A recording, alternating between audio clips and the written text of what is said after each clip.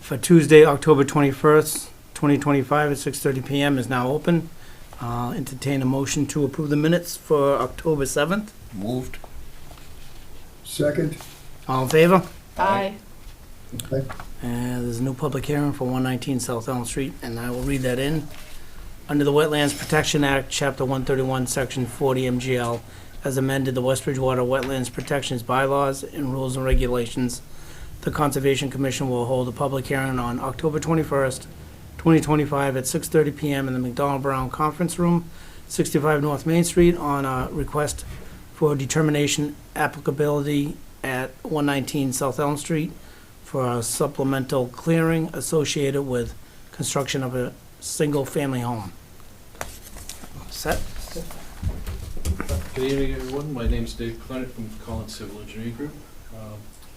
The girls are out of the office, so I don't know. Do I give you these cards? These are the... You can give them to me, I had copies already I'm digitally. lost when the girls aren't in the office. So this is a filing request for a determination of applicability. This came before you back in June or July? June, I think. Yeah, I think it was in June. And it was a RDA back then with a tear down of a house and new construction, and we had to go for the stormwater permits. So we added the infiltration systems for the roof. I see that. And this was all outside the 100-foot buffer. Yep. Unfortunately, the contractor went in and he cleared into the 100-foot buffer. So we're back here again. We went out there and surveyed it, all the wooded areas here and the damage, and it's about 6,300 square feet that he went in. He did not go into the 50-foot, thank goodness, but he is in the 100-foot buffer. He did put down wood chips here. This slopes down quite a bit. We started at elevation 44 and go down to elevation 37, and then it slopes back up. So it's kind of a valley that drains out this way.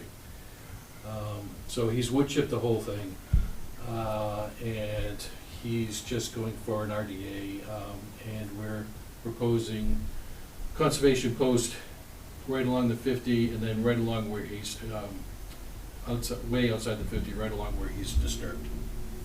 So that's Where's the red line that not going closer to the house? this red line. Nope, farther in. This one. Nope, in farther towards the house.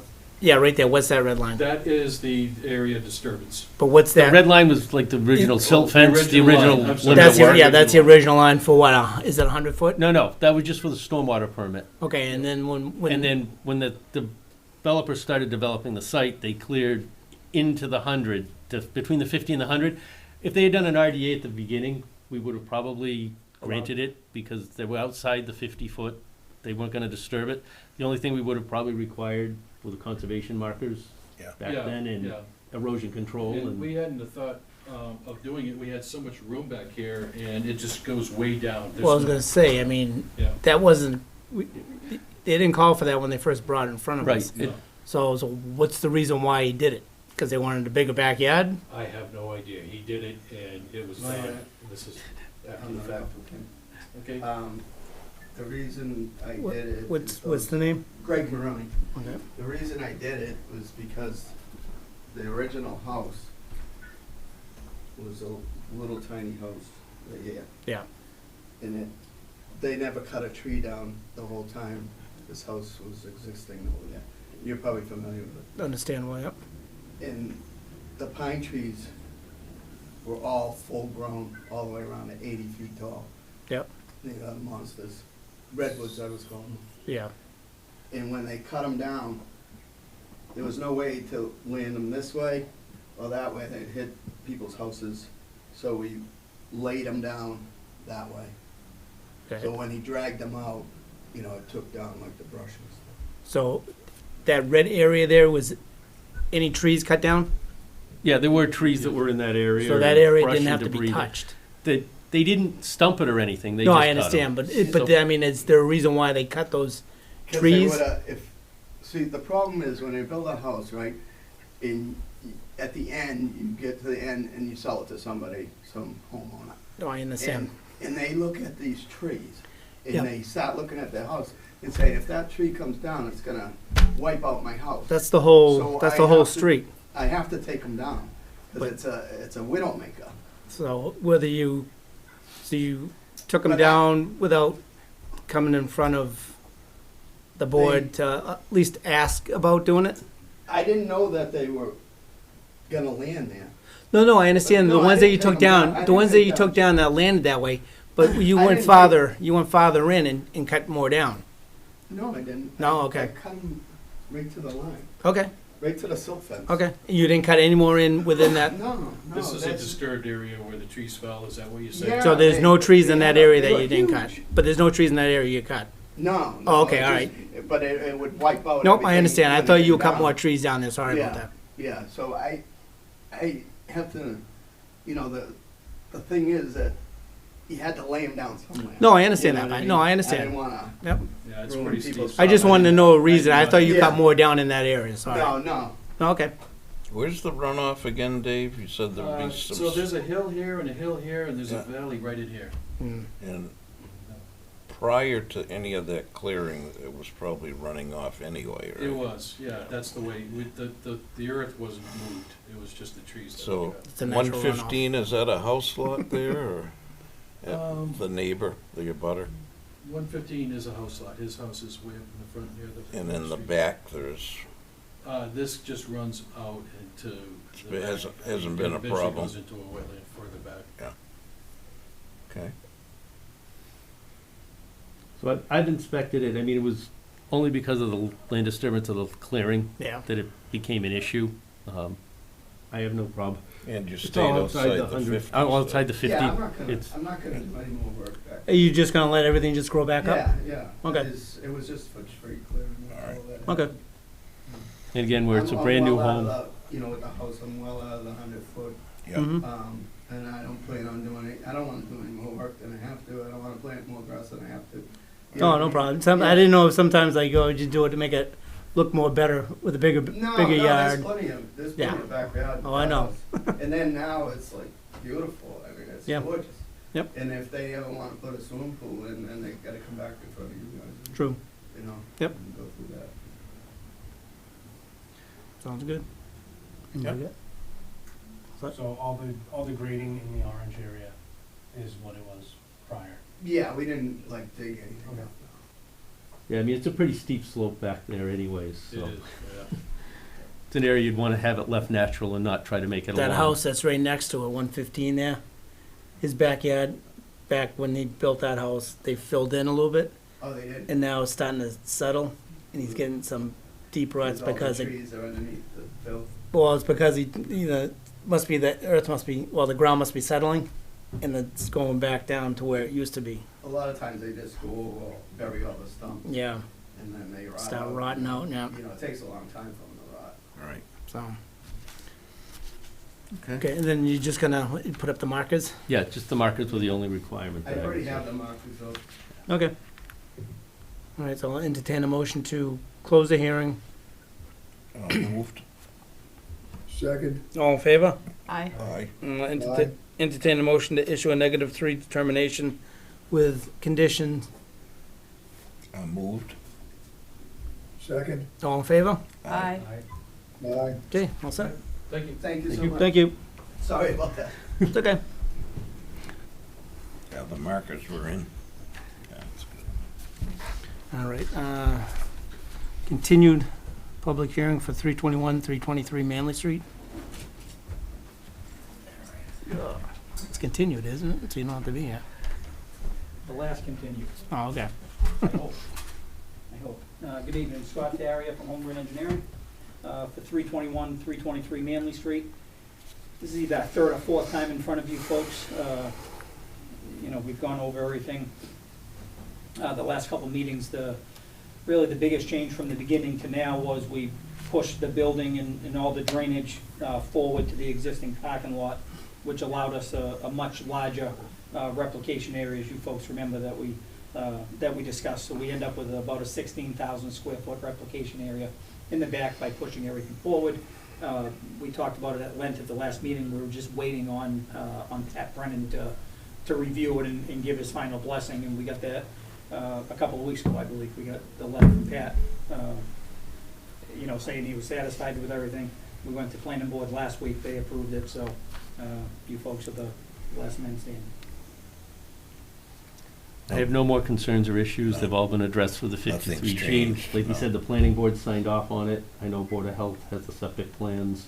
And that's all set. Did so. better than what expected from the beginning, so Yeah. looks good. Yep. End of the day, I think it's a much better plan than we started with, and Oh, Exactly. big Yep. time, especially with the replication area. Yeah. Yeah. I mean, like we said, up and down Manley Street, you know, these projects make everything a lot better, Mm-hmm. just with the drainage and cleaning everything up from what was done 40 and 50 years ago, so. Right. Yep. We kind of took the roundabout way to get here, but in the end, we, I think, end up with a good project for everybody. There's a planting plan for the replication. Yes. Yep. Is there? Yeah, Brad Holmes did a planting plan. Okay. All set? Yeah, it's all set. Okay, so I'll entertain a motion to close the hearing. So moved. Second. All in favor? Aye. Motion, Aye. entertain a motion to issue a standard order of conditions. Moved. Second. All in favor? Aye. And I'll entertain a motion to issue a waiver for work in the 50. Moved. Second. All in favor? Aye. Aye. And I'll entertain a motion to issue a general stormwater permit. I'll move on that. Second. All in favor? Aye. Aye. Okay. That's it. So, Okay. good. Thank Thanks, thank you, folks. Scott. See you Thank you. again. Thank you. Have a good night. You too. Thank you. And next one is 506 West Center Street. And they have sent in a formal request to continue till December 2nd meeting. It's taking longer for 21 Lincoln Street to go through their planning board modifications to their permit. And until the planning board's issued the modifications approval, they can't move forward with their design work. So that's why they're At asking. the driveway? Yeah, the access drive. Okay. Until that gets all finalized, it's still up in the air. Hopefully it'll be done by December. Yeah. It should be. I know. Okay. I'll entertain a motion to continue to December 2nd. Moved. Second. All in favor? Aye. All right. And let's talk on, administrative talk on 0 River Street. The Fish Passage Improvement Project.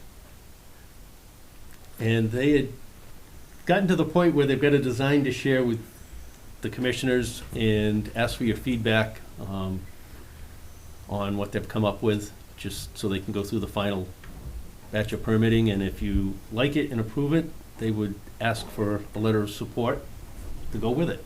Okay.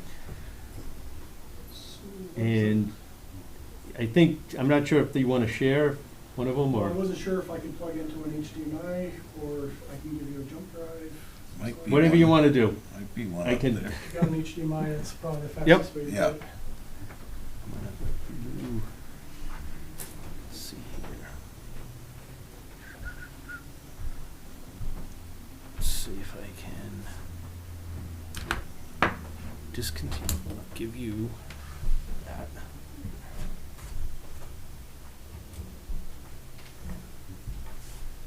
Okay, let's see.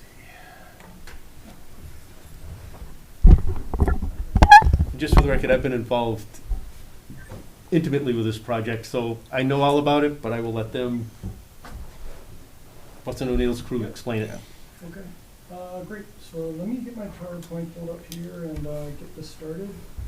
And my name is Nils Weaver, kind of a water resource engineer with Fuss & O'Neill. We've been working for the town. And actually, let me go up to my first slide here. For about since 2008 or 2009, and I've been working on it since that point in time. Wow. When we first inspected the dam. So, Wow. you know, we did a lot of work with Chris when he was here. You've been taking that long to get to this point? Wow. Well, you know, it's a work in progress, Yep. and, you know, there's been a lot of time and effort invested, as I'm sure you know. Yep. And we're here in winter, multitasking, and I'm going to try to get to my first slide. You want the table? If this works, okay, I'll stay right here. Okay, That way- because we do have, Okay, very good, thank you. So I'm here with April Dorowski. She's our permitting specialist, wetland specialist online. So if there are questions relative to resources, she can help to clarify those. She'll also speak at the end about some of the permitting pathways that we'll be endeavoring on in the next few months. And I also have Steve Block, who's a scientist, a wetland scientist, with supporting the project as well, Tim. So I just wanted to kind of outline the partners. This project is funded by the Southern New England Program Watershed Implementation Grant. So that was a grant that we helped the town to pursue and win a couple of years ago, and we've been working hard on that. It's through money. The funding to SNAP comes from the EPA through the Restore American Beach Estuaries program. And we've also been working with the Department of Marine Fisheries, Brad Chase, who I understand is working closely with the Heron Commission relative to the current fishway out there. So what we've done since about 2019 has been very closely collaborated with DMF and Chris before, and now Tim going forward. So just in terms of the outline for the agenda, really, as I noted, I'll provide some more project background as to, how we got to this point and where we are, where we plan on going. We've done some field work to identify and supplement the data set that we have for the existing conditions relative to sediments, vegetation, invasives, water conditions. So there's a lot of data that we have that we're providing to the town. Obviously, the purpose and the need of the project is pretty clear in terms of fish passage restoration, but there are also community, I'll call them co-benefits that we're pursuing. And so again, we work with Tim to identify what those are and how we can build those into the project. So it's not just a single purpose project, but we're serving multiple purposes and interests of the community. And that will obviously support some of the permitting pathways that we'll pursue as well. I'll outline some of the data collection and analysis that we've completed so far. There's been extensive hydrologic and hydraulic analyses that we've developed based upon the FEMA flood model and calibrating it. I'll talk a little bit about what that entailed and how that supports the refinement of the design that we're currently working through. And then, of course, I'll outline the restoration goals that we've established for the project. And then provide an overview of the design itself. So I'll start here with the space map of the site in the park, and of course I'm sure everybody's very familiar with the site in the park, but I'll just hover my cursor over here just to kind of outline again for those who may be online and not as familiar with the park where the current fishway is on the current spillway. For the dam, fishway was built in the 1990s. It was built to a very limited hydraulic range, so there's a lot of flow conditions where this fishway just doesn't work. And there's a lot of flow conditions relative to the water that spills over the dam that kind of make it difficult for fish to find that entrance. They're spending a lot of time, they're spending a lot of energy, they're vulnerable to predation, so it's really an inefficiency that's been recognized. The town went ahead after this fishway was built, and they built this barrier wall to kind of accentuate the discharge of this distinction of the flow to attract the fish to that entrance. And it's had limited success, and we'll just say that this is a very outdated and ineffective fishway. The dam itself was last inspected in 2020. It's in fair condition. You can see it's got a boulder foundation and a concrete cap, and it's got some flashboards that control the water. The whole management regime, as you know, is centered around stop log positions in this primary spillway and stop log positions at the mill race intake channel. And those really govern conditions for the fishway on a seasonal basis for upstream migration in the spring and then downstream migration in the fall. During the low water conditions, what we call the aquatic base flow conditions, and between July and October when those river levels and the mill race channel levels get really low, we know that the park is concerned about the volume and the depth of water, sedimentation, emergent vegetation that comes in there, and it starts to set a cyclical pattern where you get vegetation and more accumulation shoaling And that really kind of detracts from the aesthetic, qualities of the park. So we've worked with the town and Chris, pretty intensively over the last, I'd say 15 years to identify the CPC funding sources that can rehabilitate many of these stone masonry walls, and we've done a lot of work over the years to improve those. A lot of money was invested to make these walls safe, and now really we're trying to see how we can safeguard that investment. One thing that I'll put in here, just to point out in terms of the coloring, is that the riverbank boundaries that we draw here in the blue, those are the aquatic base flow conditions. So those are the conditions that you might see, during this time of year. The actual conditions during the normal spring flows are shown here in the dotted, along the riverbank. So again, when you see these areas, just keep that in mind as we go into our next graphic. Some of these waterway canals and these little, I'll call them water features, if you will, these are activated during the higher flow conditions when water flows through these culverts into these basins, and then down through. Same thing with this over here. There's a little overflow spillway where the water wheel used to be, and this channel gets activated. So one of the things that, two things that we're really looking at in this downstream channel is, number one, fish coming up through here. We know that the High Street Dam was removed from Bridgewater. That was a significant project. So now this is the first barrier that fish are encountering when they come up through the Taunton River, up into these these headwaters. There are 300 acres of spawning habitat upstream of this. So that is a very significant ecological benefit that we're going to realize here when we make these fish passage improvements. If you've been down through here, I'm sure everybody's been down through here at this time of year during those low water conditions. There's very low volume of water. Even when you're not sharing as much water through the park, you have what I call is an inadequate depth of water for the, I'll call it for the swimming conditions that the target species we're looking for, which are blueback herring, alewife. We want to design this for shad. Shad are not known to be present, but they have been present in the river historically. So again, we want to make this investment so it can serve all of those target species. You need about 7 inches of water to pass a shad based upon the target design size. And a lot of times during those lower flow conditions, even during the spring conditions on the 5% exceedance flows, you're talking about 29 CFS. Okay, during these, I'll call it the aquatic base flow, your average annual low flow conditions during the late summer, early fall period, you're talking about 23 CFS. So I'll kind of share a couple pictures to kind of give you an idea of that. I'll call it a deficiency because we're investing millions of dollars and hundreds, if not thousands of hours to improve this fishway for fish passage. And the last thing that we want to do is invest in the replacement of this fishway and then have an inadequate channel leading up to it, okay? Do you think those species will come back? Absolutely. Oh, okay, Yeah, that's good. Yeah, we just did a project in Marshfield, and at the head of tide, we had a temporary bypass in there. You wouldn't believe the numbers of fish that were coming up through. Really? So, Found their way. once they realize they get up above Bridgewater, they're gonna come up here. You're gonna see more and more fish. Wow. We've had several conversations with the gentleman who lives here.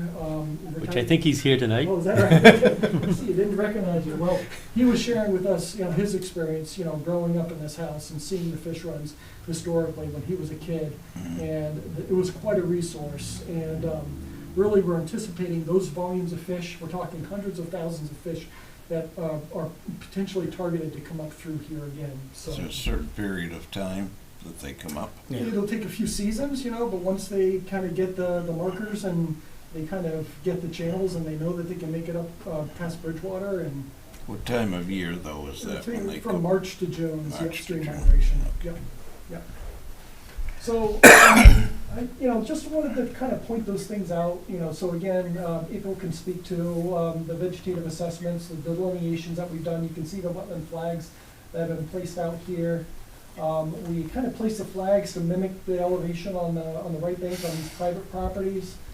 Again, up here we have this kind of man-made island, I'll call it, that was constructed. So again, recognize some shoaling that's happened in this portion of the river. Your main river flow comes over here on river left, and that's what we're thinking about when we design the fishway. Other things I note here is that we've identified invasive species as well here. So when we talk about removal of trees and shrubs on these riverbanks to make these improvements, we're thinking about how we can serve the community and the vegetative community by addressing those invasives. And if certainly, from a shading habitat, for any trees removed that need to be removed for construction of the fishway, we want to create that canopy to keep those water temperatures down lower. And then again, create a much more, I'll call it a native vegetative community between the grasses and the plantings on these riverbanks going upstream. But people can speak a little bit more about that later on in the meeting if you have questions. So again, just to kind of recap, here again, just taking the expanse out, Hockomock Swamp is obviously, a very significant wetland resource. Part of the design that we are, pursuing is really maintaining that head pond. We know that backwaters extensively up into the watershed, and we want to kind of sustain the ecological services provided by by that system up there, which is an area of critical environmental concern. We know that there are also property owners upstream that are also aware and voice their concerns during certain periods of time. So again, that's part of the gate management, water management strategy that that has been developed, and I can speak a little bit more about. But as I noted, the target species for this design are the blueback herring, alewife, and American eel. American eel can navigate just about almost any kind of surface. Vertical, concrete, they can navigate it. So we don't really worry about them in terms of passage for the Nature Lake Fishway, but these target species have very specific swimming speeds, for cruise speeds, for burst speeds and rapids, and the duration that they can sustain those, and then as well the depth of water. So Amazing. we're looking at all of these hydraulic conditions and these requirements, and we're using the model that we've developed to design and optimize passage. So with that, again, I'll just kind of get back to the purpose and need. This is I'll call it well, I won't denigrate the previous designers. It was state of the art when it was built. Okay, I'll just say that. But the state of fish passage design has improved quite a bit in the last 20 years, let alone the last 40 years. So there was a breach, and this is really when we got called out here in March of 2020 is when this training wall let go, and essentially you can see what happened is all the water drained out of the fishway. There was an emergency repair done, but it's really a simple Band-Aid that was put down on this fishway. And so since this fishway is kind of in its Band-Aid phase, that's really kind of limping along. So that's why we're trying to garner the support of the commission, garner the support of the community, and really facilitate the permitting, and then go and pursue the construction funding. When we know we have those permits and we know we have a final design, that funding, cross our fingers, is going to be out there, and the town will be in a strong position to go and acquire it. So again, we're thinking about not only the ecological threat to the fish migration, and we're thinking about it in context of not just the target species, but what we call aquatic connectivity. So it's connectivity for both the resident species, for the herpetiles, the turtles, and the amphibians. So, sure, could we build a fish ladder and just replace this thing? Well, yeah, we could do that, but we're not going to get the aquatic connectivity that's going to allow those very diverse animal species to go both upstream and downstream at all times a year. So again, that's why we look to a nature-like fishway, because it can serve all of those and enhance all of those ecological functions and benefits. So again, we'll just point to the last item with the purpose and need, which is this is infrastructure that the town is on the hook to maintain. They have to do inspections every 10 years. They have to put money into this dam to repair it.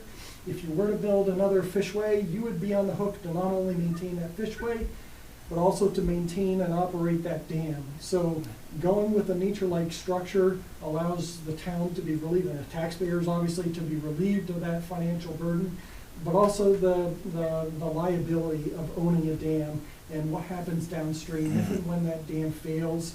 You dodged a bullet because this was found But when that head pond drops, or, God forbid during a flood of the record, and this thing goes, not that there would be a big flood wave, but you just don't want to expose yourself or anybody downstream to that risk.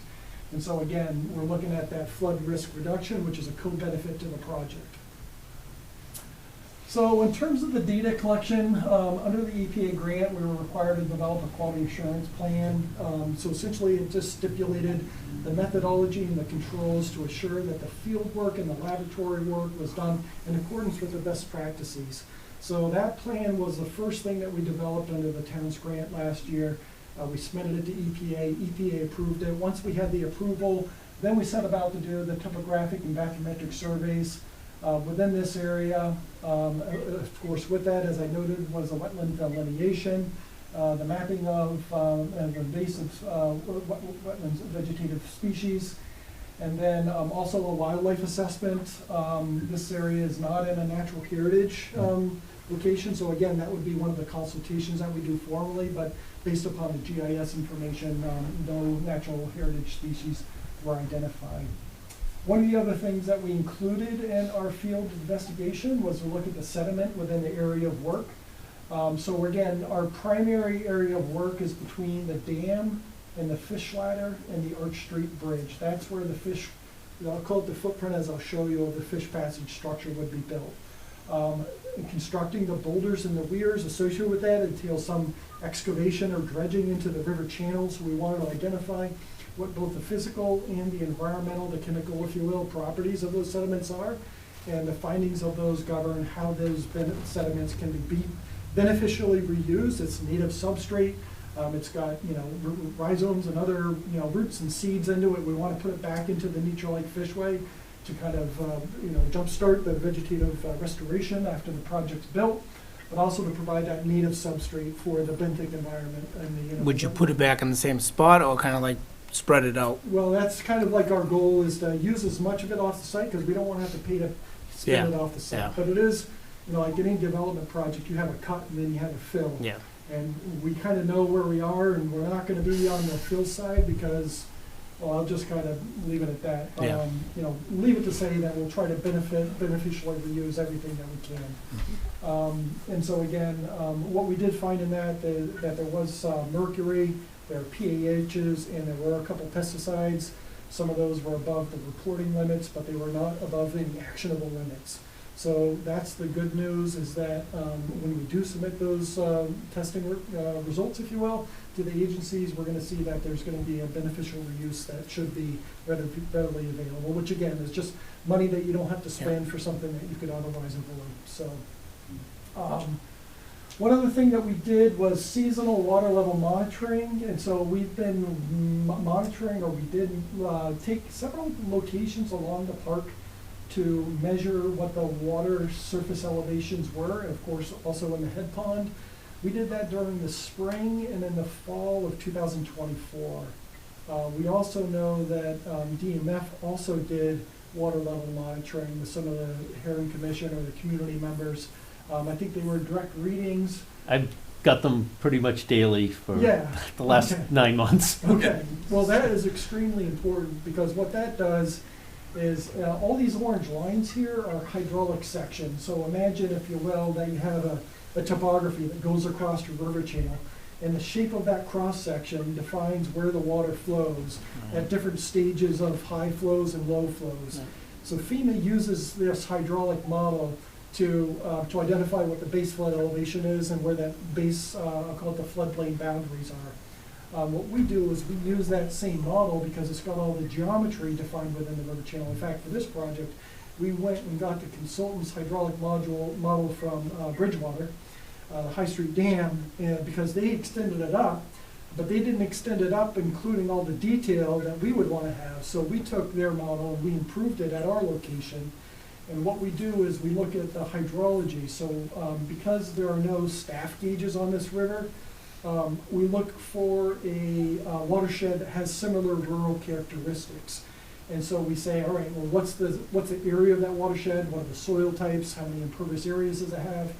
We know that that watershed generates these flows under these precipitation events these times a year, and we really use that as kind of a replicate, if you will, for us to say, well, that's 120 acres and our watershed is, 97 acres and we're gonna do a direct proportion, we're gonna calibrate it. So we were able to identify what the 100-year flows were, what the storm flows were, what the aquatic base flow conditions were, the 23 CFS, as well as what we call the range of upstream migration flows. So during the spring season, we have a 5% exceedance flow, that's your low flow, it's around 29 CFS. You have your 50% your normal spring flow, and then you have your 95% exceedance flow, which is around 130, 150 CFS. So there's a pretty wide range of flows that we're trying to design this fishway to provide what they say is safe, timely, and effective fish passage. Those are the criteria that the federal agencies identify. That's what the funding agencies require. That's what we demonstrate through the hydraulic modeling that we do. So when we get these water surface elevations along the park, that's data that we use to calibrate that model during those low flow conditions. So we can verify that the model we develop replicates the observed water surface elevations during those low flow conditions, as well as during the spring, the 3 spring flows. And so again, that's part of the development that we invested our time to provide. That's going to govern the design requirements for the fishway. And it'll include design, what I'll call requirements, if you will, for the downstream channel that we'll show you as well. But we're also looking at the base flood elevations that are mapped through this area as well, because of course the last thing we want to do is increase flood risk for anybody that lives along the river. So again, we're using that model to demonstrate again that we're not going to increase the flood risks for those property owners. This is just a couple pictures here, of course, looking upstream during the low flow, during these aquatic base flow conditions, so you can see those very low flows. And then during your normal spring flow, your 50% exceedance flows, you really have no issues downstream of this Arch Street Bridge with upstream migration. If you turn around and you look downstream from that same point, again, this is looking down with the park here on the left. Again, you can see during that low flow period, I'd be hard pressed to say that this is fish passage friendly. Yeah. So again, we're looking to say, well, what can and should be done to design a responsible nature-like fish passage within this portion of the So you'll be able to control that for that period of time with the dam, with the flows and the hydrology or whatever of the I don't want to say tides, but of the high and low of the water range, yeah. range. Yeah. So that's what you basically want to control that, so it doesn't get to that point where they won't be able to pass through their period of time of Exactly migrating. right. And Okay. so again, just by showing you this picture, we're not so concerned with passage during that 50% Yeah. flow Yeah. or during that 95% flow. We're really concerned with what is during these lower Low flow flows, yeah. conditions, during that upstream migration season, or port time of year, if you call it. And then some years you may not have that 25% flow, but then other time, other years you may have it for extended periods. So the last thing that we want is we invest, a lot of community resources to design a fishway, and then you have a 5-year stretch with these low flows, and this is a barrier to passage. Yeah. So, sure, could the fish hang out and wait downstream for weeks and for the flows to come back up? Well, yeah, but why would we do that if there's a responsible and a feasible approach to provide passage during those conditions? So, so that's one of the So things do I you want to. dredge that, or do you That's just, one of the things we're gonna talk Yeah. about, and that's one of the options that we have. Yep. So, again, restoration goals, just kind of looking at this, but the lens through which we're looking at this is for the ecological restoration project for fish passageways. And April can speak a little bit more about this, but you have a much more streamlined permitting pathway if we can demonstrate, which I feel that we have, and we just need to communicate that through these filings and through our discussions with you, that we are providing obviously protection of fisheries, and I would not say protection of the fisheries, we're actually vastly enhancing Yeah. the fishery. So I think Yep. that's pretty clear. The next two, flood control and storm damage prevention, well, those go hand in hand with, you have this deteriorating piece of infrastructure that the town is liable and responsible for in perpetuity in maintaining, and if anything were to happen to that dam and it were to release, well, that's a risk to the community. By constructing a nature-like fishway, that's a risk that we can avoid. So again, that's a community benefit, but in terms of flood control and storm damage prevention. So again, a nature-like structure is gonna be resilient, it's gonna be adaptable to those future conditions, and that's what we try to look at. Again, for the hydraulic modeling, we're looking at those, the climate change scenarios as well. So again, I'll kind of leave that as there. April can speak a little bit more about that later on, but I'll just kind of talk about the 4 primary elements to the design, and I have a bigger view of this in the next slide, but I just want to kind of give the big picture here, which is this nature-like fishway. Our goal here is, again, to replace the existing fish ladder in the dam, to fully restore an adequate fish passage and provide aquatic connectivity for all the animals that live within the river, resident fish, crocodiles, and amphibians. We're not only looking at replacing the dam, but we're also looking at the river channel along the town of War Memorial Park. So again, we're looking at the downstream river channel fish passage improvements to optimize and frankly provide conditions that are lacking now during those lower flow conditions. As you may know, fish, when they're migrating up a river, they're attracted to flowing water. That's a signal to them that they got to keep going upstream and upstream. So the first thing that they do when they see the flowing water coming out of the mill race canal, they don't know if it's the weight up through or not. If you have a strong jet of water coming out of here compared to the volume of water and the velocities coming down the river, any one of these can create what we call a false attraction. And that is basically a channel that is not navigable to a fish.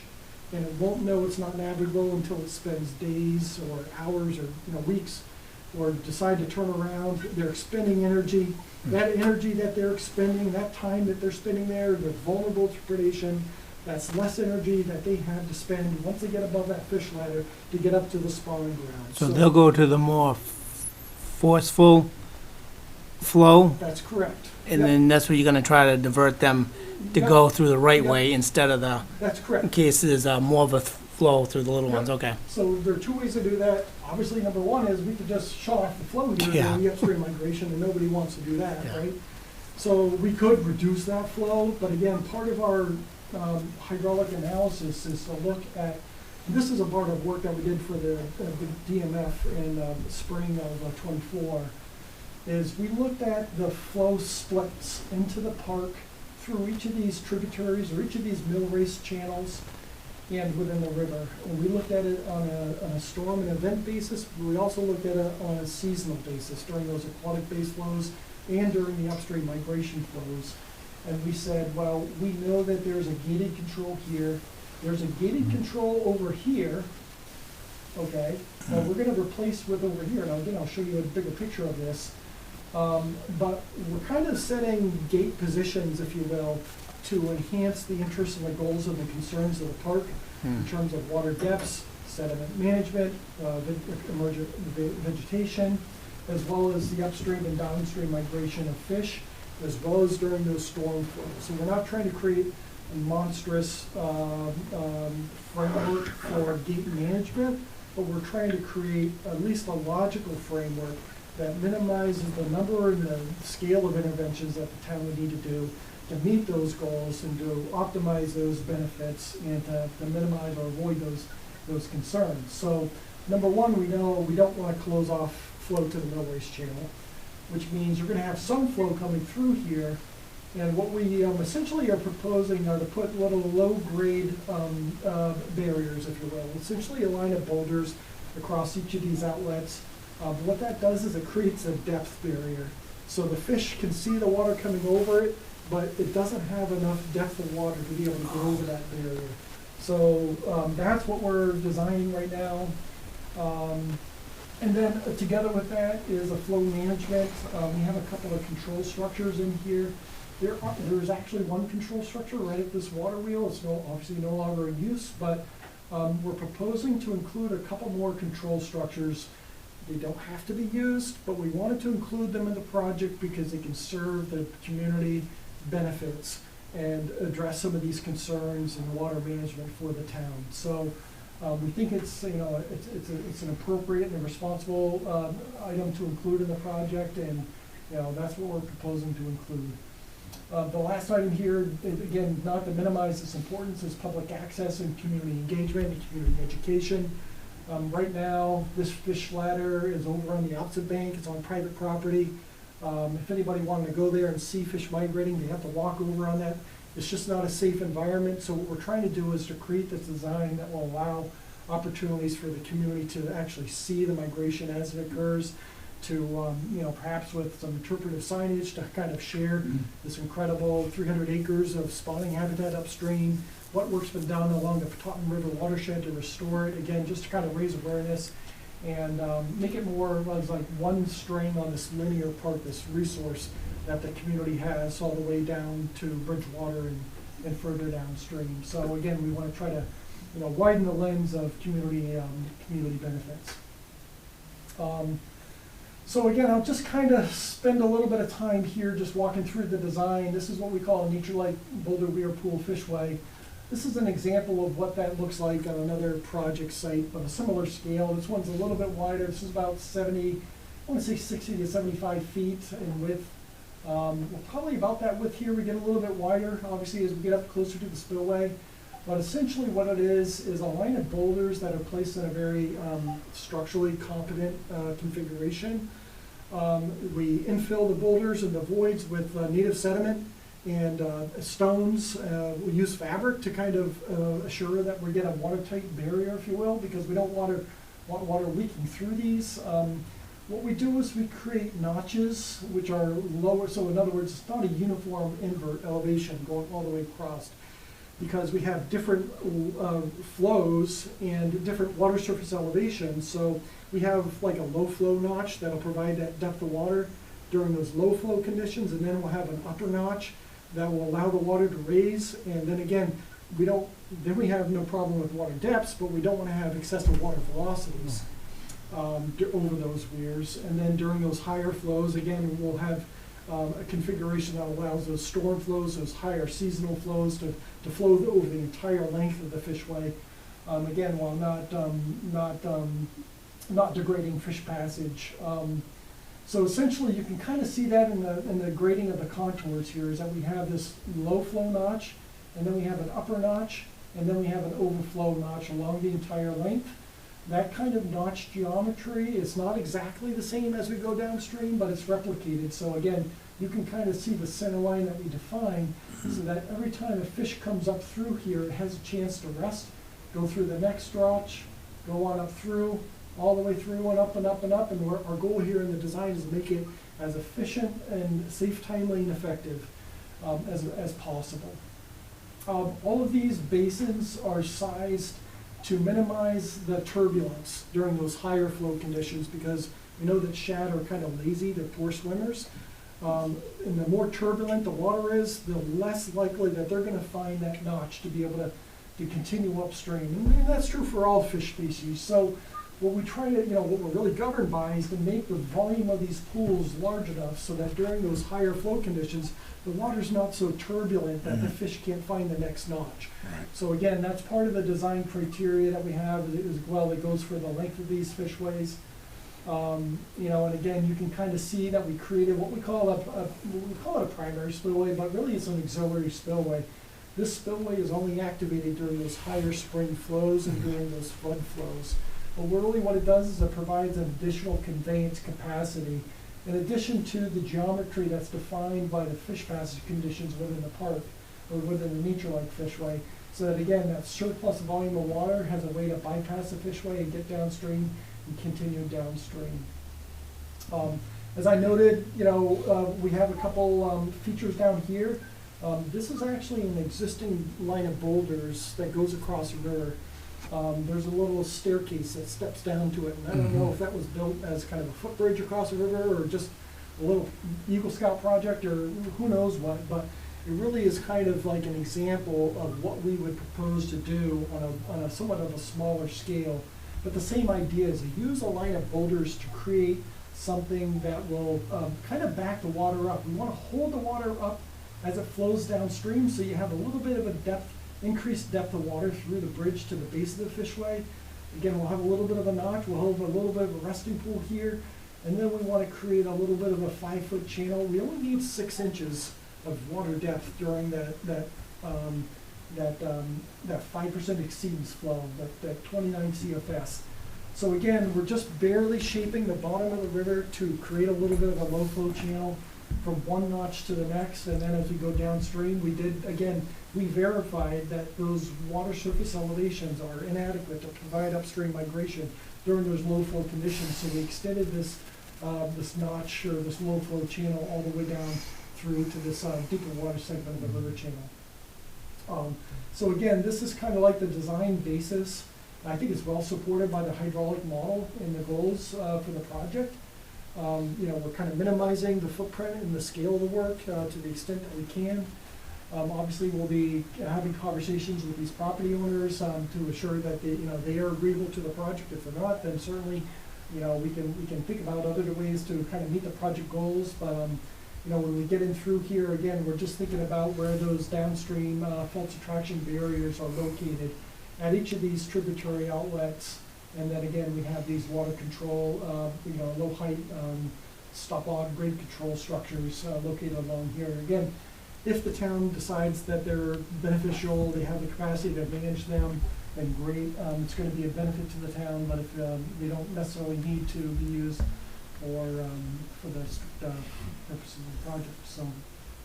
I have a couple questions. Yeah, of course. And I knew within 3 minutes of your presentation, you knew more about this than I would ever be able to understand. But those notches, are they gonna all be aligned on center? Yeah, that's what the center line is depicting. Okay, Yeah. is that typical or? Well, it's typical because, well, a couple of reasons. Number one, for fish passage efficiency. So in other words, what a fish will do is it'll sit here and then it'll say, all right, ready, 1, 2, 3, whoo! It's gonna get into the next pool, and then it's gonna see that jet of water. And it's gonna do the same thing. We could offset these notches, and some fishways have done that before, but we're also thinking about recreation. So right now, there's portage. Certainly, certain people of a certain skill and a certain watercraft, a kayak or a short kayak, will be able to navigate this. They might come here to stay and play, just because of the water features that it provides. But That's what I was wondering, Yep. if it would create kind of like a jet stream down the middle if they're all Yep. aligned. Yep, so essentially that's what we have here. You can kind of see that, or maybe you can't really see, but essentially that's what we did. The notches on these were 5 feet wide, and essentially, what we did is we finished this project the day before Thanksgiving. We removed the cofferdams the day before Thanksgiving. The day after Thanksgiving, I came out and we were doing flow testing to kind of verify. Before we pulled all the resources out and the equipment and the materials out, we wanted to verify that the flows matched the velocities and depth that we designed for per the model. And so what we did, frankly, I had the joy of being the first kayak to sluice through this thing, and it's quite a thrill. Yeah. But again, certain people may just choose the portage, and so the conversations that we want to have with the community is, where would be the portage opportunity, and where would that be provided in the most safe way that respects the respective property owners. Okay. And then as far as maintenance, with it being so wide, is it hard to maintain if sticks get hung up in the middle, or? Yeah, that's something that we see is like you get, tree trunks, branches get Break washed down, down during the flood yeah. flows. They'll kind of hang out, and then they'll get washed downstream. Obviously, if there's, the last thing anybody wants is a debris dam. They would divert the river. So again, that's part of what DMF, they kind of maintain the fishways in a way, but the intention here is that it's a self-maintaining fishway. Okay. Yeah, so, but that's a good point. I mean, obviously, there's easements that are gonna be needed for the town, for both the construction, and if, there are conversations to a permanent easement, on one or both sides. Well, obviously, the town owns the river left in the park, but, any other property owners that would be willing to engage in a conversation for a maintenance or an access easement, if there should be, repair. Essentially, these boulders are set into the riverbank so that we don't get a kind of in-around scour. So again, that's part of the design for the riverbank, is we know what these scour velocities are. We know what the scour requirements are to prevent that. And essentially, all of these weirs are kind of built, although we don't show it in the plan, in reality, they get extended into the riverbank, and the riverbank gets built to kind of envelop them. And that kind of prevents the need for any kind of riverbank maintenance or anything like that. So, Does the velocity of the water excel as it goes down because it is cone shaped? so you do have, a reduction of the cross-sectional area. So again, Q equals VA, right? Your flow is dependent upon the area, and that dictates your velocity, which I think is what you're asking. And so, essentially, there's probably a nominal increase as it gets downstream. But again, when we look at it from a design perspective, we don't look at like the flow characteristics within the envelope. We look at the flow characteristics on the boundary of the design envelope. So we look at those higher velocities, and we design for the envelope, if you will, the highest and the most conservative design criteria, if you will. And as for the maintenance, self-maintain of the river itself, does that depend on how far the boulders are put apart to help debris flow through Yeah. easy enough? Yeah, I mean, it's kind of, if you think about it on a bell curve, right, you kind of Yeah. have a certain kind of impact if you don't have high enough flows, and then stuff's going to get, stuck and accumulate, Mhm. and you don't want that. And then if you get too much, well, then you get, too high flows, and you get scour and things like that. So we're trying to find that sweet spot in the design, because there's no perfect design. You're only kind of balancing the goals and the criteria. We're trying to minimize the O&M risk, the O&M costs. But, at the end of the day, if something were to happen out there, just like, anywhere along these, dozens of feet of stone masonry walls, you're gonna put some investment in there to maintain them. Our goal here is that, and frankly, the hydraulic requirements are so constrained that we don't have a lot of latitude in how this fishway can be designed. We started this work in 2019 under a separate grant that we got, or the town got, with DMF, and we looked at a number of different fishway alternatives, going further upstream into the river, going into the riverbank on both sides. We looked at a kind of a bypass. Every configuration that we landed upon, there was some kind of, I'll call it a fatal flaw that was insurmountable, either in the hydraulics or in an unacceptable performance a limitation, or on the operation or maintenance risk, or just adjacent property owners' impact. And again, we know that the canoe club has viewscape interests, and we kind of want to think about it in a kind of a more holistic manner. So essentially, through that evaluation of the alternatives is how we came to this specific design of the fishway. And this is very, very tightly constrained by avoiding base flood elevation increases, while also meeting the passage requirements during those spring flows. So could we do more to minimize the potential for debris entrainment or for sediment? Yeah, we could look at some things, but you'd be starting to put belts and suspenders on things, and we want to keep it more of a simple design that doesn't, get into assumptions and. I mean, then people, Yeah. even if they're kayaking down the river, they could pick up sticks and everything throughout the way down if they wanted to, and just throw them off to the side. Just And really, let the 'em- maintenance I mean, maybe increased somewhat, but the risk of the old dam going yeah, and the definitely. liability that you have, Yeah. to me, is outweighed as a benefit oh by yeah. going with this, even if there's a little bit more here and there maintenance, depending on the storm season. Yeah. I mean, it's, I got a question about property owners. Mhm. What kind of issues do you have to deal with them when you talk about doing this? Well, I mean, it starts at the very beginning, because obviously we can't make any assumptions, and Tim or Chris introduced us here, and we started with a conversation about what the project was and what the goal was, and talking about what activities and modifications of the riverbank may occur. And, you know, obviously, there's a lot of very mature trees along here. Some of those trees may be in decline. And there are other species that may, and certainly, there's a certain amount of shielding, if you will, and screening. But again, that's a conversation with the property owner to see what their goals and concerns are. And we kind of explained our kind of best case scenario for us to be able to come in and have construction access to this side of the river to build these weirs and build these pools. Essentially, we know where those stone mason, or those masonry walls are along here. We want to preserve and protect those wherever, and if we need to replace them, then we will. We also know where these drains come out on this property, and, you know, where his fence lines are, and, you know, where the gates are in his fence line that could be used for, you know, alternative access, so. So basically, you need permission to go on the property. Yeah, essentially, yeah, well, of course, we Okay. can't do that, we can't Yeah. file a permit Exactly, application no. without that permission, so. Yep. That's the first conversation that we have. We have a letter of support from this property owner. Mhm. That was part of us going to the grant to say, you know, we have this in place, we have that support. Yep. We got the funding, now we want to continue to the permitting. Any property owner whose work modification is proposed or access is proposed, you need to get a sign off from them. Yep.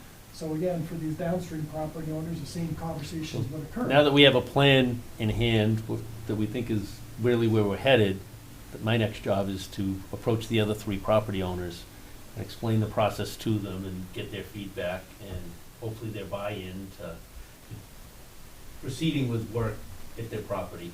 Yeah.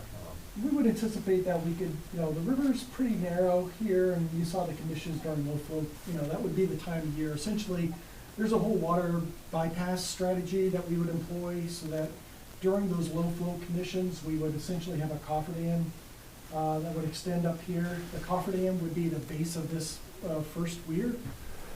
So it's, again, it would serve to divert the water into this mill race channel. We'd have, you know, obviously overflow capacity if a storm or a flood were to hit, a hurricane, whatnot. But essentially, the water would be diverted into the Yeah. park, and then this would be essentially a bare channel, so that we would, again, we know how to get access to all Yeah. the areas of the park from all the work we've done over the last 15 years. We would utilize those crossings and access ways and the protections of the bridge for the heavy equipment, use all those safe practices, if you will, and we would come across a river to build these so that, again, we wouldn't have to traverse across anybody's yard or. Because, hey, yeah, so essentially, you could even, like you said, you could just cut it off, let it go dry, and then you could work in that whole area there without Yep. not even disturbing somebody's property Exactly. and get it all done, and then, but you just would have to need the permission later on in case something happened on their property to be able to get there to fix whatever the issue is, yeah, okay. And I think this is really an incredible asset, because. Yeah, 'cause you know, could shut the it off, amount of, yeah. like, the amount of money you spend to divert water Oh, on a yeah. project is enormous. And to be able to kind of get a co-benefit of not only diverting water, but including that sheeting, so essentially, it's a sheeting wall, steel sheeting wall, that would essentially be put across the river. And we would put boulders and grout those boulders in place across the top of that sheeting wall, so you would never know it's a sheeting wall. You would only see boulders there, but then if you look closely, you might see the grout in the boulders that keeps them in place. And then the rest of it would all just be native sediment filled in the voids and the boulders and the cobbles and the pools and. So you got all the time to work with. Yeah. Yeah, that's, which is nice, because, yeah, you got the divert Yep. off the other way, that's good. Yep. The fabric you mentioned. Yep. Is that, what's the lifespan on that? Is that something that needs to be replaced? No, because essentially it's there for the immediate, it's like temporary erosion control blanketing, like, One side it's of it? there to stabilize it until the plants start to grow, Yeah. the root zone Get stabilizes it. sediment back in there, that helps. Essentially, yeah, so essentially, what we do is, when we get the boulders, and the boulders are designed for a certain size because in a certain position configuration, so that during those higher flows, those higher velocities, the boulder's gonna be stable, there's no way these boulders are gonna move. But these larger boulders have relatively significant voids, so the first thing they do is they chink the voids, and then they infill it, and what they do is they hydraulically fill the sediment into those voids to choke it, so to speak. Yep. But we don't rely upon the contractor's quality, if you will, obviously we don't rely on it, but we use this fabric to kind of be a kind of insurance policy, so that if there were to be an area that the contractor, you know, didn't get as much washing in, you know, it's not something that's gonna be a leak or a washout in the next few years, but. And on the bridge there, Arch Street, bridge, if there's any underneath, the bridge, if there's any kind of, some reason, Scouring or rocks missing or whatever's Right. missing, is that all gonna be repaired? That's another very good point, because part of that, like, to your point, is those velocities going Yeah. down through this bridge, and you're kind of, it's a funnel. Obviously, we're, even though the area is decreasing, essentially it's the same hydraulic. Let me put it to you this way, is know what the scour conditions are at the bridge. If there needs to be augmentation of the channel bottom to prevent undermining of those bridge abutments, or that any of these two piers, that's what the project's gonna entail. Right now, we do not show any scour protection underneath that bridge, but again, you're gonna have a huge investment of equipment and materials to the site. It would only behoove you to make sure that scour arbor is. Because there's a reason why years ago they shut down the bridge, because it was unsafe to cross by a car, so there's gotta be a reason. Yeah, If there's something that's unsafe, it should be fixed now. well, it could be, and again, I wasn't there when they closed the bridge. It was a while ago. I could barely remember We do it. know that there were some concerns in the bridge deck.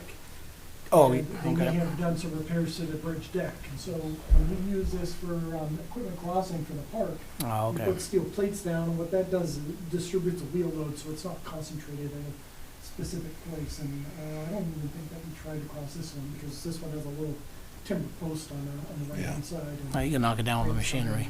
Exactly. So, Okay, just wondering. I mean, would that be even like brought to the town and say, well, wow, underneath this Yeah, bridge is the- pretty the bad. DPW would You better see have a about look getting it at that fixed. as Well, part it's of in it. the process of doing what you guys are doing, separate from that. Will that road ever be opened again, you think?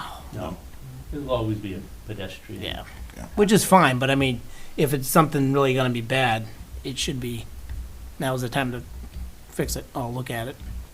yeah, I mean, like I said, obviously, there's no construction funding in place, but Yeah. you're gonna have a significant investment of the resources to implement this project, and you're gonna have a footprint all over this project, so if you can leverage CPC funding Uh-huh. to address some of those stone masonry walls, the last project that we did, and again, we kind of prioritized them, and starting in 2011-12, we hit the most, highest risk structures, and the ones that were failing or in imminent danger of failing. But again, the last one we did was right down here. So these are some of the highest and, lean walls. There are also some walls down here that are also pretty high and very difficult to access. And But that's one of the questions I would bring you tonight, is DPW has given feedback that depending on when the funding and timing for this happens, going for CPC money for, say, the upper mill race that goes through, doing another phase of restoration Oh, yeah. might be the perfect time to coincide the whole package. Yep. We Yep. identify a couple spots, especially they were saying that that upper one has a lot of sediment and stuff, and there's a wall that doesn't, Yep. This is a tricky area. Yeah. and then down at the next corner where it turns up at the top. Oh, up there, yep. Yeah, in that Right area there Yep. was Right an area of next door. concern that they Yep. thought we might be able to work into. And I think that's what these control structures are trying to, again, there's no silver bullet, but at least you can get a few, arrows in the quiver to kind of, at least have some levers to pull.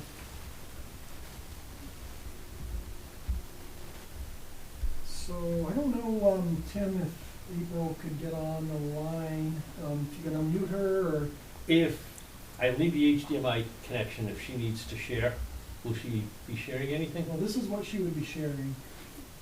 So, Because she can speak anytime she wants, okay. but if, Hi, this is April. Can you hear me? Sure. yep, All right. I will get started. This is the last slide. So thanks, Nils, for the overview. I wanted to go through next steps, which includes going through the more detailed design and permitting. As you can see in this table of anticipated permitting schedule, we do have many permitting applications ahead of us. At this time, no applications have been submitted, but the next step is to submit a notice of ecological restoration project to MIPA. Following that approval, we plan to submit a notice of intent to the Conservation Commission, along with additional state and federal permit applications.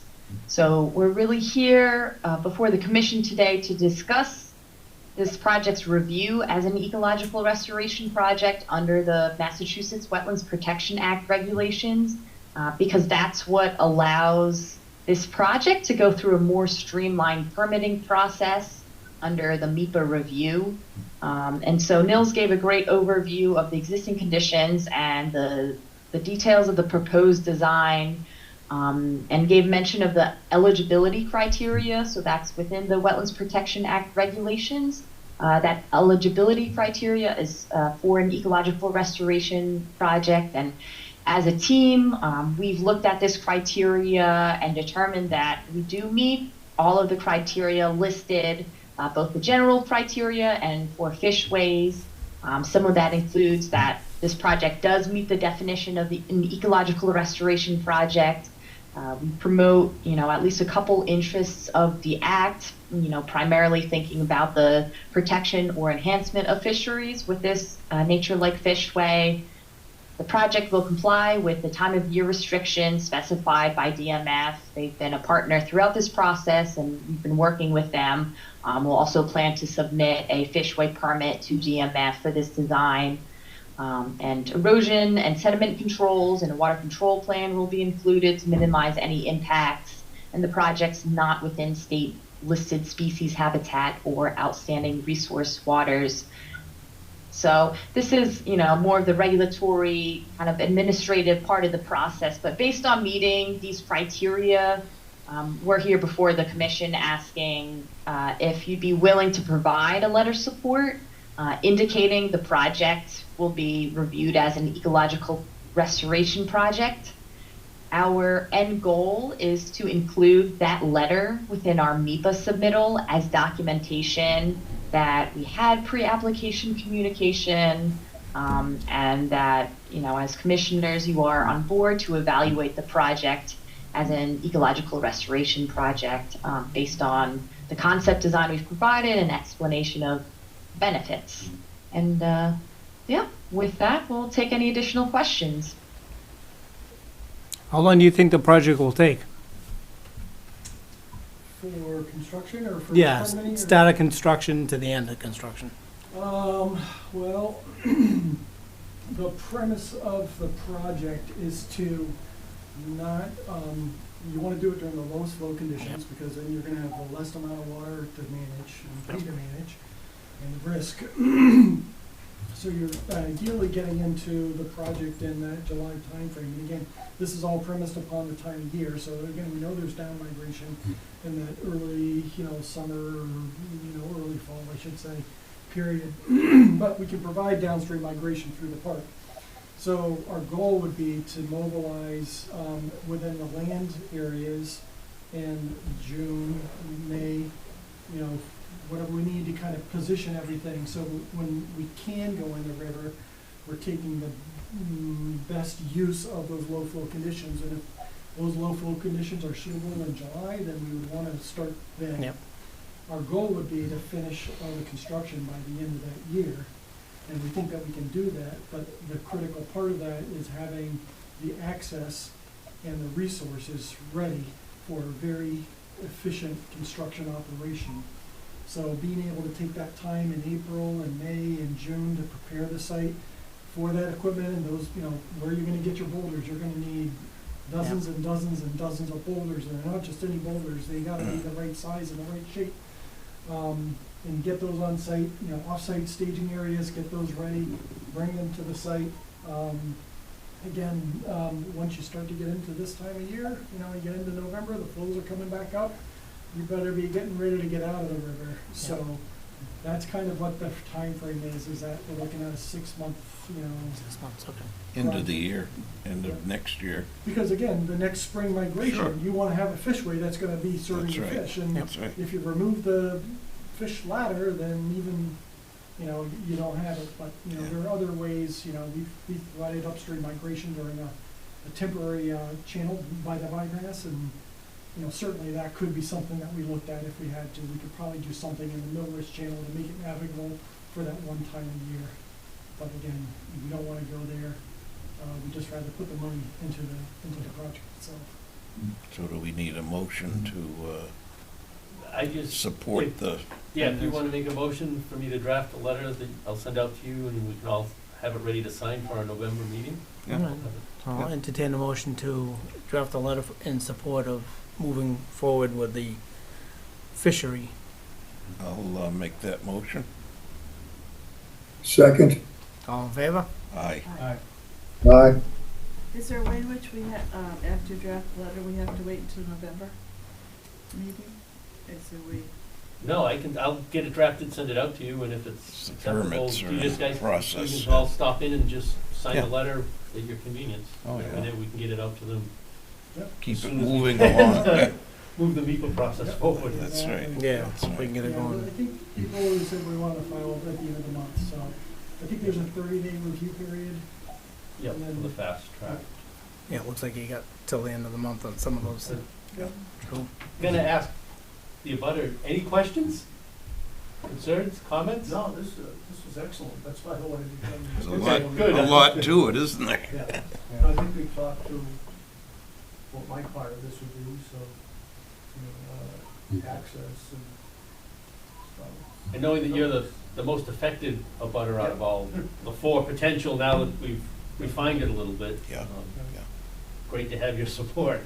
Yeah, no, absolutely. It's a huge improvement. I mean, it's the only ladder between, With this being done, compared to now, the fish that have flown through, how much more of an increase of fish do you think there'll be?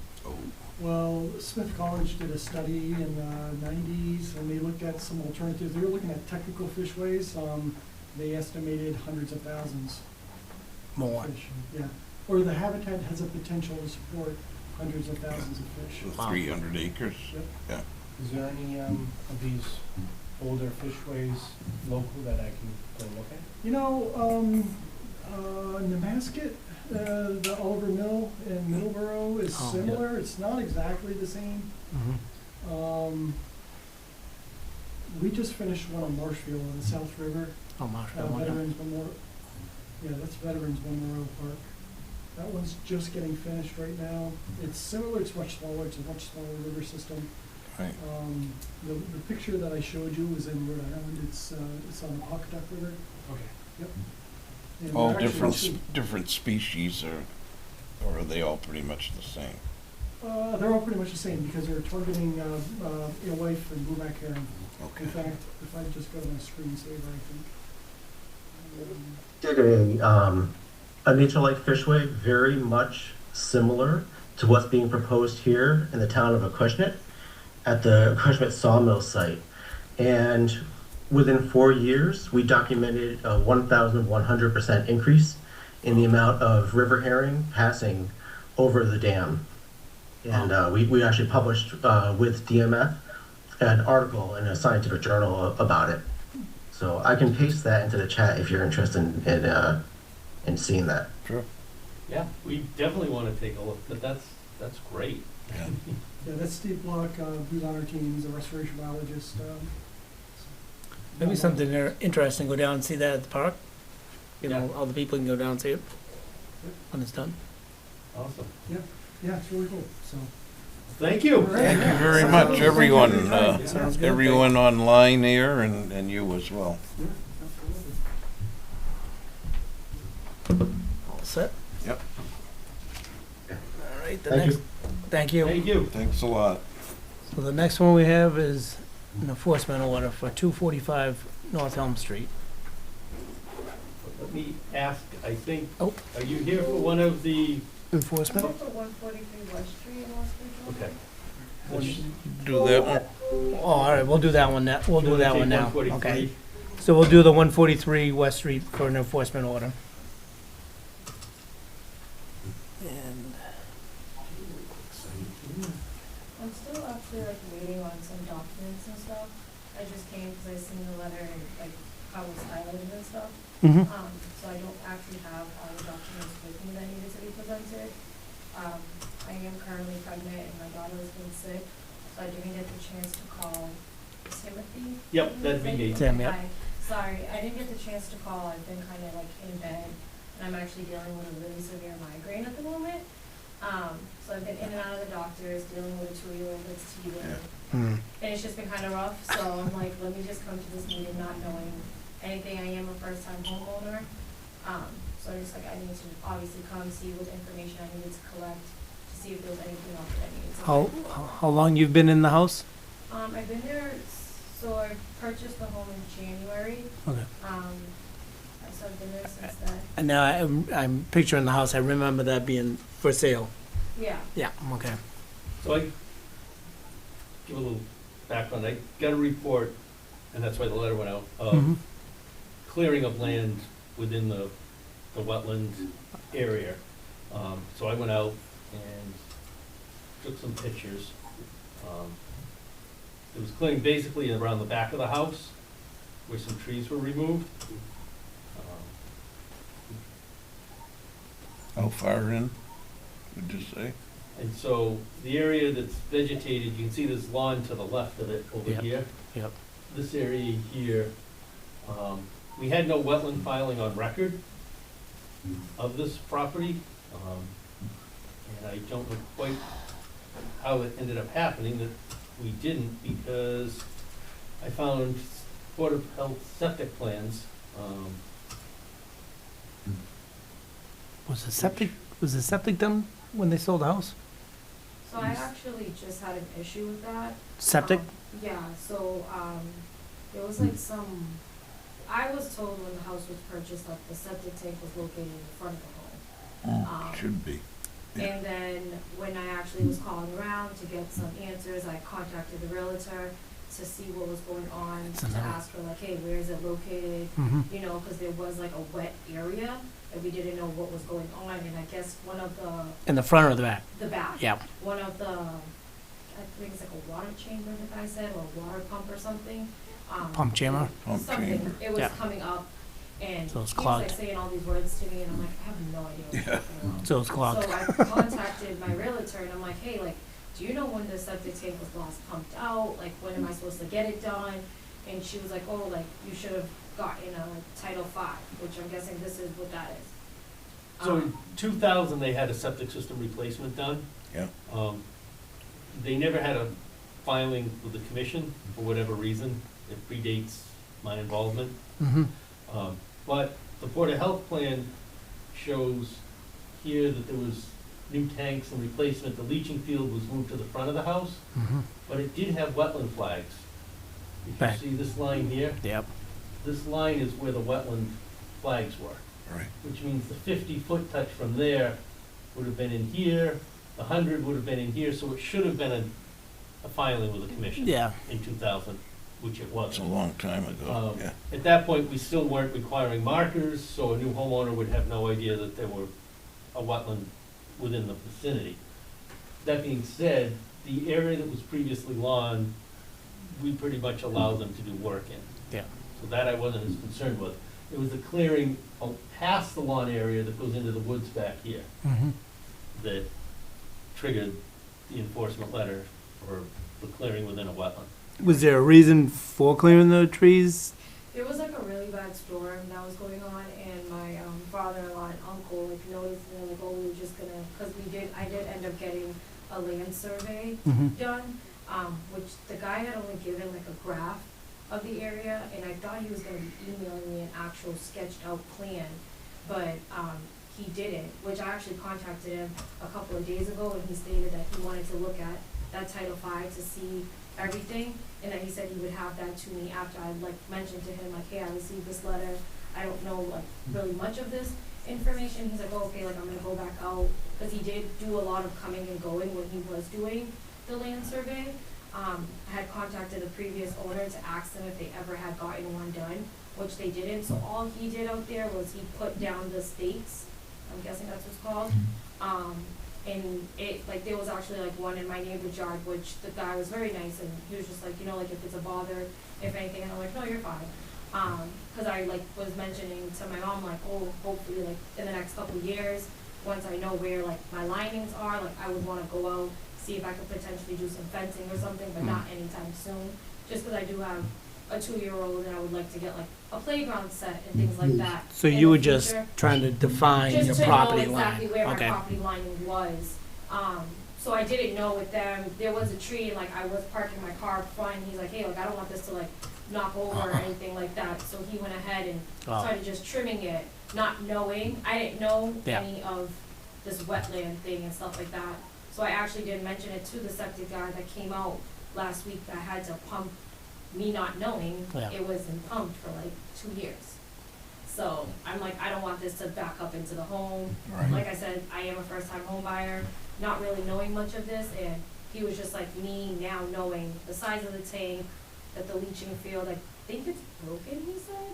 Well, the pump chamber wasn't pumping, it was probably either clogged Pump was probably or gone. the pump Yeah, was so probably I had to actually, gone. like, replace We have all trouble of with our that. Yeah.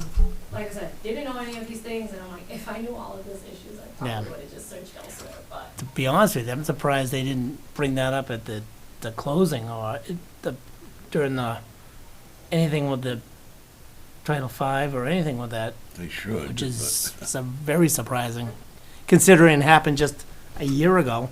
Right. Jeez. So That would So, be like, an he ended issue up with the pumping realtor, everything out, right? and he's just like, hey, like, you should be good, and like, let me know, like, hey, we could put you like on a rotation schedule and thing, maybe we can come out, check in, he did have to do a lot of digging back there to get to the actual tank. Oh, yeah, probably because of the And film. then ended up replacing something that now it's just like visible, like knowing like this is what Probably it is. extended, yeah. Yeah, Yeah. exactly, that's what he said it was like a riser thing. Yeah, and riser, extended. yep. Yeah, I'm sure the septic's probably good. It's Right, just, I mean, you just happen to have a bad timing on it, might have got just clogged to the pump thing, just, Yeah, went on some it. float or something like that wasn't That's what- flowing yeah, properly. okay. And like, he's just like, I think something may have been like burnt out fuse wise or something like that. So he Well- like actually replaced everything for at me. least that's out of the 50-foot no touch, that whole area Right, I mean, thing, which it's is all good. previously disturbed lawn area, Yeah. so, I mean, what she has for lawn is the commission has normally looked at it Yeah. as okay area. It was just the amount of clearing that happened at the back of the property. And again, a lot of it, there were some trees in the lawn that were taken down. They were in the lawn area. I mean, that was. So it just looks like trees, they weren't stumped or anything like that, right? No. Nothing Nope, was I don't really in think there so. to take out brush. So if you were just to clean that out and just let it grow back, leave the stumps there and Yeah, put up yeah. the markers? The stumps that are in the lawn, if they wanna remove your stumps in the lawn. Oh, I in the would have lawn, no- yeah, 'cause it's, No yeah. problem with that, to make more lawn area. Yeah, But any of the it's- wooded area that's basically. it's basically beyond this, defined right Did there. we stake it yet, or will we? There's the no markers. markers or anything there. If you wanted to go back to the plan, you said you've had it surveyed, Yeah, and so the low basically is where the bounds are at this end and this end. Yeah. so I actually did contact the guy who did the surveying. Yep, And he stated that, what I actually emailed him over this Title V thing as well, and he said that he'll be getting a full sketch done for me, rather than it was literally just a graph paper with like dots, and I'm guessing those Yeah. are where he put the little wooden sticks with the pink markers on it. Yeah, So when you get that in, you can, I was gonna say, come back. once you get that, if you could send me a copy, No, that I don't. what I could do is, I could take and do a markup on that, Mhm. and my recommendation would be to have them put 5 wetland markers on the property, so at least you know where the wetland line is. Yeah, For And just, protection going forward, just leave the rest of it. Yep. And it'll all grow back again. Yeah. haul the logs out of the disturbed area? Yeah, I mean, it's probably gonna follow the Just, line yeah. of the lawn, and, just take the logs out, wait till you get to the plans back, mhm, send it to him, he'll let you know or let us know where the markers will be. Once those markers are put in, mhm, just do not go past okay, that and just leave it. okay, Anything on the other side, feel free to do what you gotta do for lawn to okay. clean it up. and I know you have my contact information for the letter, but there's my Thank card. you. It's Thank you so unfortunate much. again, So do you you want me know, to, I can have an buyers email come to you, in. is that Yeah, right? email's Yeah, I know. perfect. It's really, Yep, and that the would- realtor knew something. Yeah. Should I be giving this to No. you? No, you can just have it right there. Hope your headache gets better. Yeah, so I mean, we're not- Yes, it is. Sorry it was such a long night. It's okay, I didn't know what to expect, so I'm like, and like I said, I've been meaning to call you, which, that's my fault of not calling, but as soon as I get that, I'll definitely have an email Okay, to you. perfect. Alright, thank you so much, guys. Yeah, you're welcome. all right, the next one we'll do is 245 North Elm Street. I will bring up.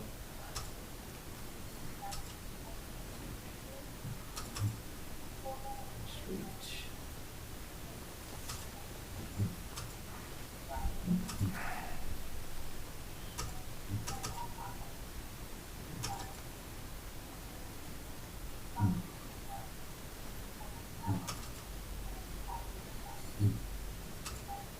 So, Oh, if yeah. you remember, 245 North Elm Street was a septic repair that we had approved previously.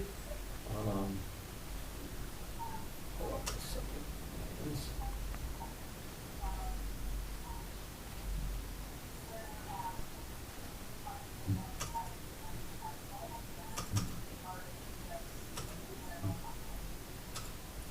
So, Collins Engineering did this. This is the as-built from 2024, last October. And so these are the white conservation markers. 5 were put into place behind the house. Yep. A new homeowner has since moved in, and there's a chicken coop now in the wetland. These are the markers. You can see this one here. Oh, this is the one that, Here. didn't we just look at this one not too long ago, or was Yeah, that it another was one? just a year ago. Yeah. There's a marker here, there's Oh, one yeah. tilted. I remember this But now, the- yep. Did we look at it? Yeah, didn't we, and then wasn't something gonna be sent to him? Right. and Did he do so I anything? had sent another letter out. The gentleman I thought was going to be here tonight, he did call the office. Yeah. Explained to me that he wanted to have some chickens, wanted to have area for his kids to play in, and Yeah. I said, I understand that, but you bought a piece of property with wetland markers there that said no disturbing beyond this point, Mhm. and you're now cleared area and put hammocks in and kids' play equipment and a chicken coop, and they're not only in the 50-foot buffer, but they're in the wetland. Yeah. And I said, you'll have to talk to the commission for them to make a decision on what they would allow you to do. He said, I'll come in tonight and wanted to talk with you. I said, if they give you permission to do something, you're gonna have to do a filing, either a notice of intent or To request for even clear it determination. out. And That's what I would so do. the brush and debris he's cleared out, the undergrowth he's cleared.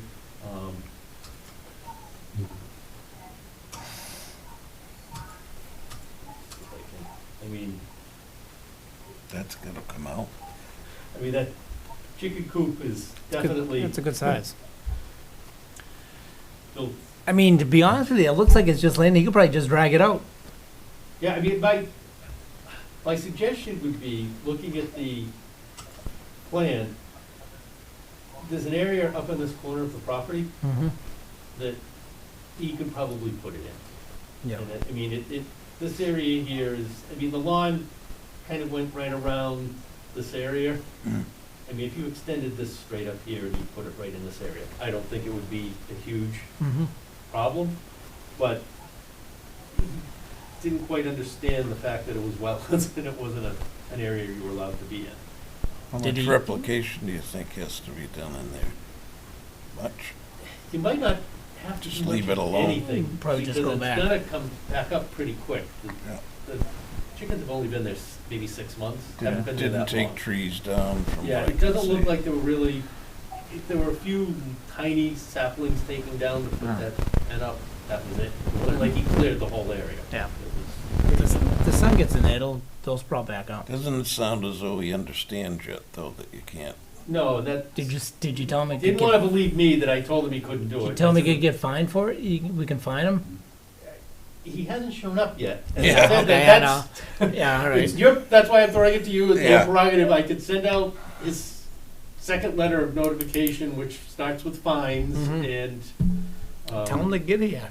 and Get tell in him to here, Get in yeah, here so yeah. that he can have, Otherwise, that'll, yeah. Give him an explanation, and we'll give him an explanation of what we'd like for him to do. Okay, so I will send out a second letter. and Jesus. I guess if notify he him. doesn't show next time, we'll have Well, then to. you start with the fines. Yeah. Then I'm sure he'll, what's this about? Yeah. But, So I will, let's see, Is there a 23, so I have, Is there a culvert next to him, Tim, under the road? is a what? Is there a culvert next to him under the road? Yes, there is. There's a drainage system that goes basically from Roselle School, kind of through the woods, comes out, crosses North Elm Street, and goes underneath, and actually comes out on the far end towards Spring Street and connects down to the one that goes across Spring Street, down to Willowbrook, Okay. and under the rail trail. So that whole system Hmm. is through that area. Yeah, he'll have to come in to see us, because, I mean, even on Google Maps, there's far more things in his woods before. oh, what do you mean? Just Oh, that yeah, ladder, yeah. I think I see some paint cans and stuff like that. Okay.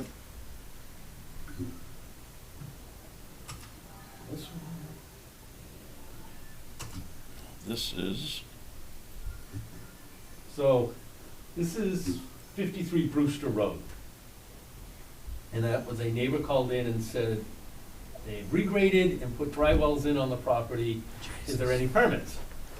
So I went out to investigate. It looks like a house that's being flipped. Jesus. I've notified the current owner that's done the work. It looks to be a dry well in the back corner of the property over in here. I did a quick, and this is the new software I was mentioning Yeah. about near maps that the assessors have. yeah, So this was September 28th taken, so it's pretty recent.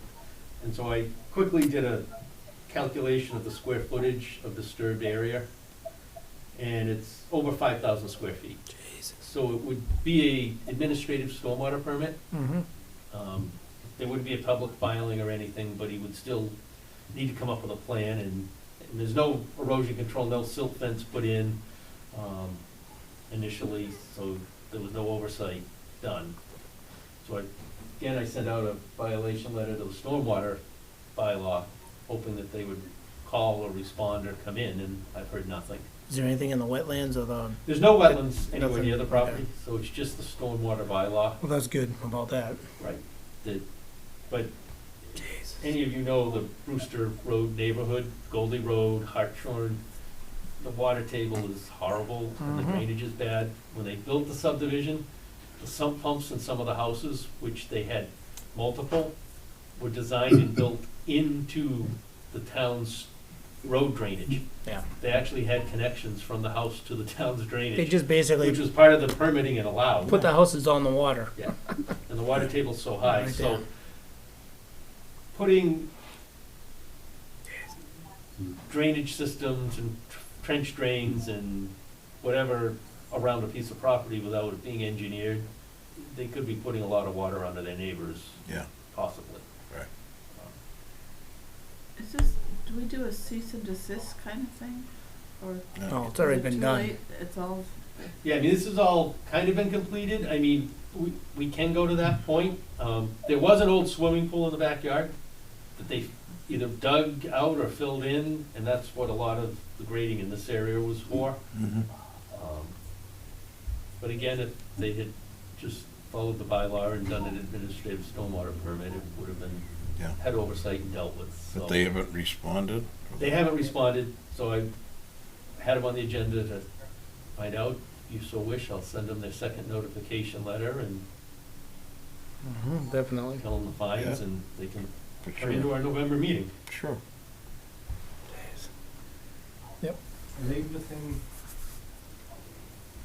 Are they within the West Meadowbrook? What is it from a river? 100 feet. I mean, 200 feet.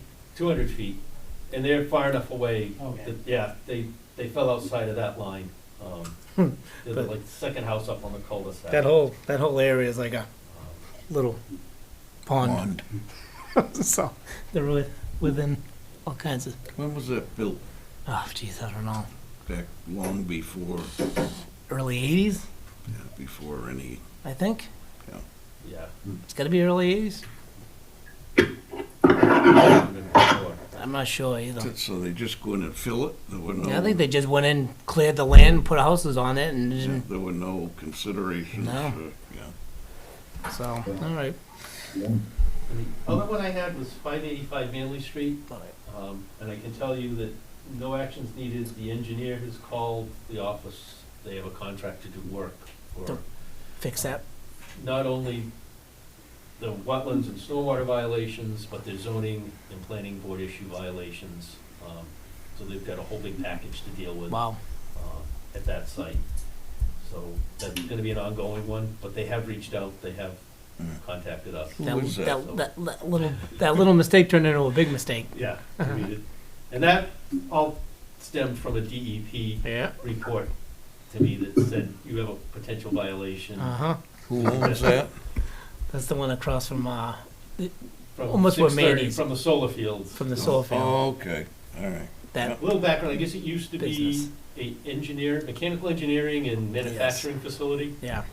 and now it's a FedEx repair, maintenance, and parking yard. Yeah. So is it FedEx just leasing there, you think? It's a third-party FedEx vendor that Okay. owns the property and is unaware of Oh, he's the got a issues, but big awareness now.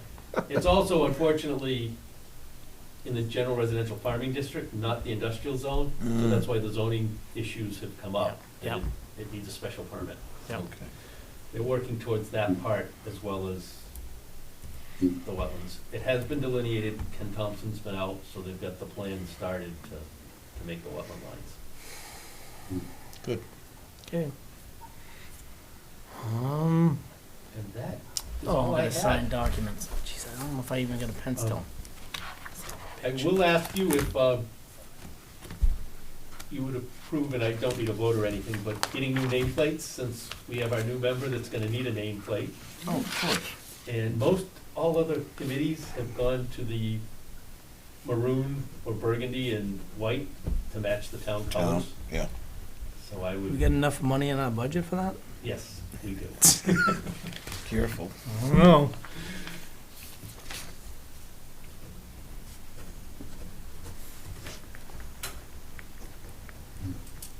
No pen? I keep on forgetting to put one in my. Carol. Oh, Carol doesn't have one either. So I'm borrowing Mo's and I gotta remember. That's the one. all we had to worry about in life. Who's got a pen? All right, so that's it. That was it. So I guess Steve, you got anything to say or? No, not tonight. Thanks anyway. All right, so I'll entertain a motion to adjourn. Moved? Second? All in favor? Aye. Aye. Have a good night.